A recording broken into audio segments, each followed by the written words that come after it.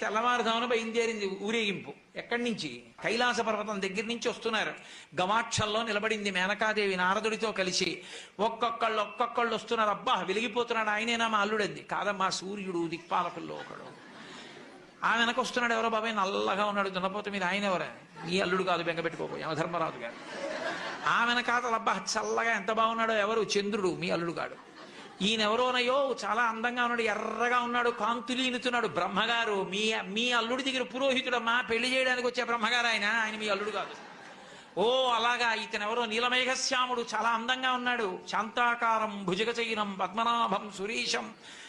అమ్మా, ఆయనకి మీ అల్లుడికి భేదం చెప్పకూడదు కానీ ప్రస్తుత మీ అల్లుడు కాడు.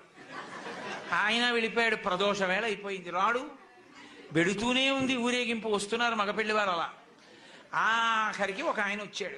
చుట్టూ భూతప్రేత పిశాచాలున్నాయి, ప్రమదగణాలున్నాయి, మధ్యలో దిగంబరంగా తాండవం చేస్తూ వస్తున్నాడు. అడగలేదు మేనకాదేవి ఆయన అల్లుడా అని. నారదుడే చెప్పాడు, ఆయనే మీ అల్లుడమ్మా అని మెట్లు దిగి వెళ్ళిపోయాడు. తెల్లవారుజామున బయలుదేరింది ఊరేగింపు. ఎక్కడి నుంచి? కైలాస పర్వతం దగ్గర నుంచి వస్తున్నారు. గవాక్షంలో నిలబడింది మేనకాదేవి నారదుడితో కలిసి. ఒక్కొక్కళ్ళు వస్తున్నారు. అబ్బా వెలిగిపోతున్నాడు, ఆయనేనా మా అల్లుడంది. కాదమ్మా, సూర్యుడు దిక్పాలకుల్లో ఒకడు.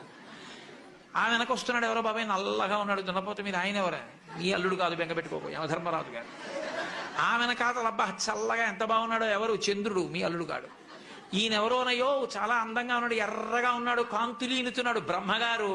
మీ అల్లుడి దగ్గర పురోహితుడమ్మా, పెళ్లి చేయడానికి వచ్చే బ్రహ్మగారు ఆయన మీ అల్లుడు కాదు. ఓ అలాగా, ఇతనెవరో నీలమేఘశ్యాముడు, చాలా అందంగా ఉన్నాడు, శాంతాకారం భుజగచైనం పద్మనాభం సురీశం.